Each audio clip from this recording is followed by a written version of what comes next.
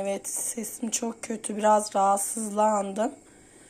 O yüzden doğal antibiyotik yaptım. Sütün içine 2 diş sarımsağı rendeledim.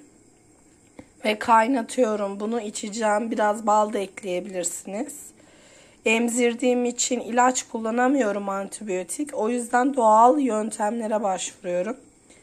Bu yöntemlerden birisi de tabii ki bilindiği gibi sarımsak. Şimdi sütün içine sarımsağı attım, kaynatıyorum.